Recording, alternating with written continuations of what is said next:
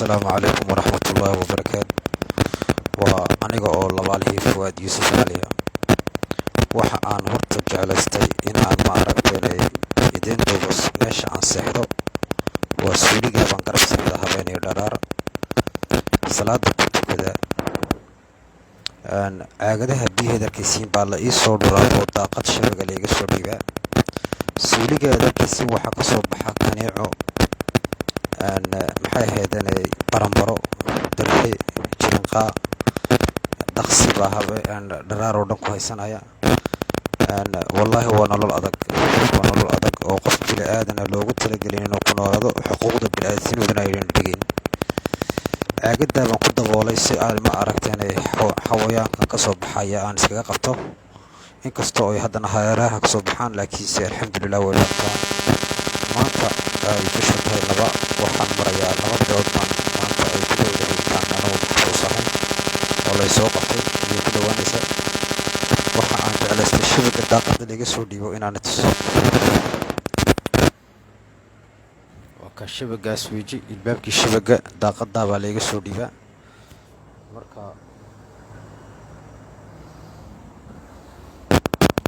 waxaan walaalahay u jeclahay inaan ma aragtaan horta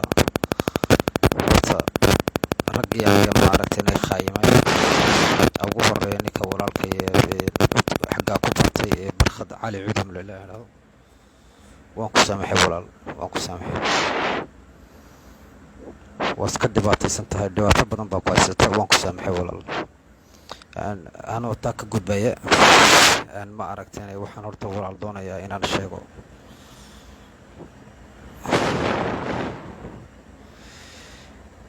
aniga wallaahi dhib badan bay gaadhay walaal dhibtaa badan oo ma aragtaan aan noqoto galoonkayga oo aniga laygu dambeysiyey oo qof kale laygu bedelay magaciisii ninka laygu bedelayna ma jecli inaan sheega magaciisa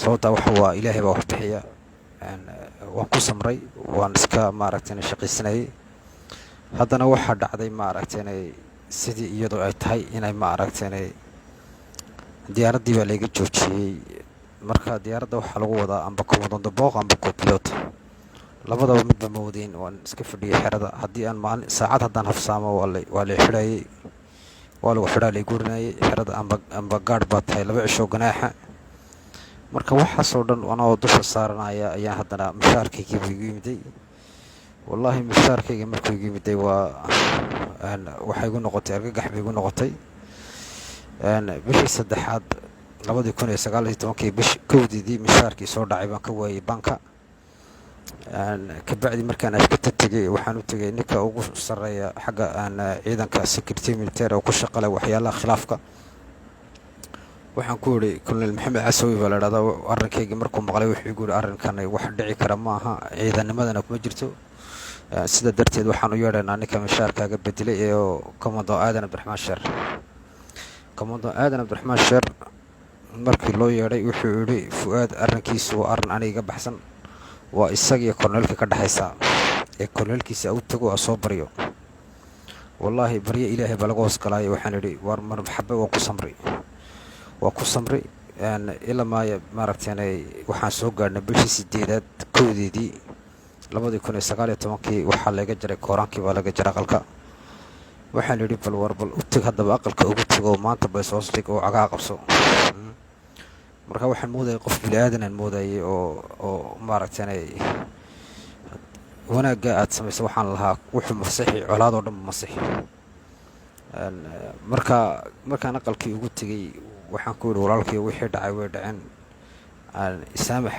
isaamax baan doonayay inaad xaggayga ka ahaatid adna xagga ka ahaado mishaarkaygana aad ii soo celisid sababtoo ah laydhkii baa aqalka laga jaray waana buka wuxuu igu yiri soco waana ka soo fikiray waan eeganaa dib dambe ma aragtaan ilama hadin dib dambe laydhkii ma soo celin waxa weeji tii dambi askari baan ahayd wax dambi haddaan yeesho markaan dambiga yeesho waa laga maray heerkayga oo ganaax mushaarka laga goynaya wax walba lagu sameeyaa haddaad dambi sameeyay tii anigu ku samraya waxaa dhacday marka in haddii toole bankigii isagna ganaax soo saaro sababtoo lacagihii ayuu waayay banku mushaarooyinkii waayay ganaax buu soo saaray bil walba.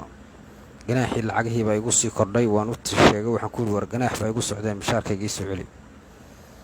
marka isagu mishaarkayga wuxuu igu yidhi gacanta ka qaado oo askartaa la qaado oo saanka askarta hooseta gal oo nacam si karaamadda iyo sharafta layga hadlayo oo haddii toolada nacam laygu tunto. marxabaan yidhi. dee waan iska qaadan jiray wakaas, laakiin ganaaxa baan haddan u sheegay. ganaaxii baa laygu bixi waayey. haddii tole waxaan idhi waxani wax aniga culayskii issaarnaa iyo shaqadii aan joogay, waxaan haddana dareemay noloshii kale caadiga ahayd ba inay culays kale saaranta. in ma aragtay tacliintii aynay jirin oo ubadkayga anigu aan habeenay dharaa la dadaalayo cashar u dhigay xaafadii. in caafimaadkii ubadkii ay iska bukoon karaanba, ilmihii shuban ku dhici karo, ilmihii kanaaca ku dhici karto, ilmihii shukunguyaa ku dhici karo. war bulsho iska wada waxaan arkay dhibaataysan oo taag daran oo caafimaad haysan oo tacliin haysan oo lacag haysan oo waxba haysan oo iskaga nool ma aragtay si darilah iskaga nool. waxaan idhi haddaba sidan maxaa noogu wacan sidan waxaa noogu wacan waa aamusnaanta. haddii qof walba meesha uu joogo hadduu demisyon qoran lahaa amba uu qarxi lahaa, dee wax unbaa isbedeli lahaa. laakiinse waxa weeye qof walba wuxuu ka fikirayaa cadowgaa isku jibin. cadowba ma jiraba. cadowga waxa weeye waa ragga talinaya weeye. ragga talinaya haddii runta loo sheegi waayo in la dilin, in argixis lagu noqon. laakiinse ragga haddii runta loo sheegi waayo oo qof walba meeshuu joogo asonivo uu odhan waayo war sababaa hadduu odhan waayo de one complice. maantana de waad iga arkaysiin meesha aan taagannahay. dadka soomaalida ayaa wallaahi muqdisho jooga ayaa naga nolol fiican oo markay na arkaan dadka reer Jabuuti inaan xanuunsanayno noo haysta buusbuuska qofka uu leeyahay iyo faqriga ka muuqata dadkeena. iska badaa markaad airport markaad ka soo dhaadhacdid ayaad arkaysaa rag xamaaliin oo dadka ka sadaqaysanaya. waana shaqaalo dhar bulooya xidhan yihiin. 10 euro 20 euro wixii loo tuuro ayay qaataan. laakiinse waa sharaf xumo weeye. waa dal dhan oo dad dalxiis ay imanayaan oo dad shandadahooga guraya. ma jiro adweynaha airport shandadahaaga laga hor qaadayo lacag lagu weydiinayo. marka waa inagoon waxa dhibtaasi jirto. waana foolxumo weeye. dalkeenu meel kama noolo. anigu waxaan leeyahay maanta 2 bilood ku dhowdahay. ilaahay baa wax dilay. war maanta telefoonkaas si aan ku helay si ay idinla hadlaan inteena ilaahay saacadeeda dhameyn ayaan jeclaystay inaan runni sheego. war dalkani uu burburay. diin ma haysto, caafimaad ma haysto, tacliin ma haysto. dadku waxay ku nool yihiin darxumo, daranyo, cadaalad darro, dulmi, wax walba lagu nool yahay. anu runtan waan sheegay. anuu xabsiga ku jira weliba runtan niisi sheegay. ilaahay baa wax dilay kaaleyoona dila. ilaahay baa wax dilay. haddaad wax dishiin kaaleyo halkaa igu dhex imaado ani dila. sababtaa ma doonaysin inaad wax bedeshiin. waxa aad doonaysin mar waliba ummadda inaad isku dirtiin, ummadda inaad khilaaf ka dhex dhaliseen. marka waxa aan leeyahay taasi halkaa markaan kaga gudbo. anu waan dhamaystay. aniga iga nixina waxba wax rajoon xaggiina ka sugay ma jirto. laakiinse runta waan idin sheegaa amba dalkan wax ka bedela amba ma aragtay amba wakaas. laakiinse shicibka reer Jabuuti waxaan u sheegayaa dulaysta inaga walaalahyo. qofka walaalkiina maanta xabsi ku jirana idinka ay dartiin buu xabsi ugu jiraa moodinayn dowladdu waxa maaha idinka dartiin. idinku haddaad dibadda u soo baxdeen wax waliba hagaagi lahayd. qofka xabsiga ku jira ayaa hagaagi lahaa. xabsigan walaal cunto laguma cuno, nolol laguma noolo, daranyo iyo darxuma lagu nool yahay. waa qof muslina waxaa halkaa ku dulman. idinkuna aad seexanaysiin aakhirana waan la weydiin. waxa aan la hadlayaa sheekh xuseen cali, cabdiraxmaan barkhad good, cabdilaahi nuux, dadka cabdiraxmaan bashiir. ilaahay baan idinku xawilay. haddaad ka hadli weydiin maanta arrinka Jabuuti haysata maaragtay bulshada reer Jabuuti. arrinka dadka xabsiga ku jira 500 iyo dhidhiib ay yihiin 50 qof. haddii aad ka hadli weydiin ilaahay baan walaalahay nagu xawilay. taasi halkaa ma kaga gudbaya culimada siiba weyn laga hadlo sheekh xuseen cali. taa markaan xagaa ka gudbo waxaan la hadlayaa familkeyga. waxaan leeyahay awalwelina ooyina. sababta wax farxad leh qofkiina markuu qabto ku farxa, mushxarad sameeya. xabsi buu qof kale ugu ooyina. maxaa hedanay qofkaasi hadduu xaq ku dhinto mushxaradii sameeya. aniga ilaahay baan igu dhaarshay qofkay soo ooya aniga qofka walwala ubadka iyo noloshan waxa maaragtay waa waxa u noolnahay waa ubadka maanta ninka barjeenaya ee ubadkiisii tacliin haysan een caafimaad haysan ee reerkiisii nolol haysan aakhiro waa la weydiin doonaa marka war maanta waxaan leeyahay anigu waajibkaygaan gutay waajibka saxaan gutay waajib raganimalaan gutay waajib aakhirana lagu faa'iidayo adduunyana lagu faa'iidaan gutay marka ooyinayay masxarada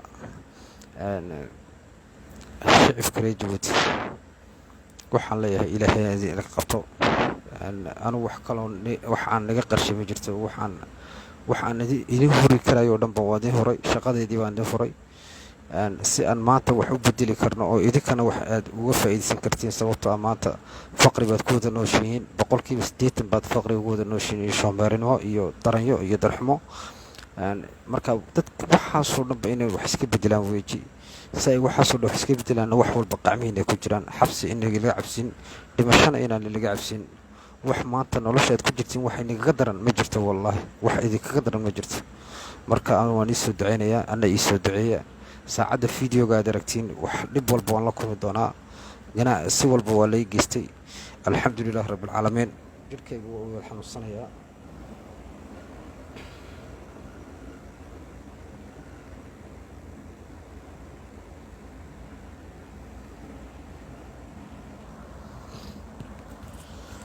waa ka walaal wax alla waxaan iga reebay ma jirto alxamdulillaah rabbil caalamiin jirkuna waa xanuunsanayaa isoo duceeya walaalayaal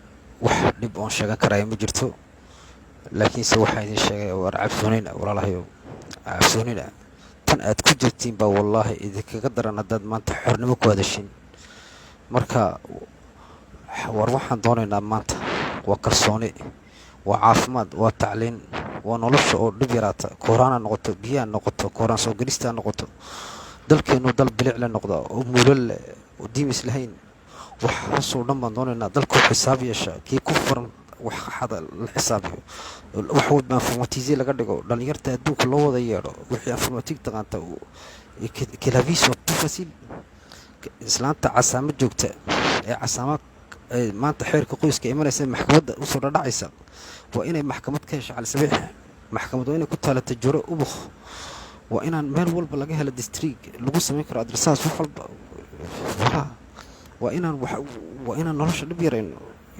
taana inaga ma samayn karayna walaalahayo marka anigu waxaan leeyahay waan dhamaystay hadal anuu haddii toole waxaan sugaya waa wadkayga iyo saacadda ilaahay dhammaystiro idinkan waan iisoo duceynaya walaalayaal ana iisoo duceeya wassalaamu calaykum waraxmatullah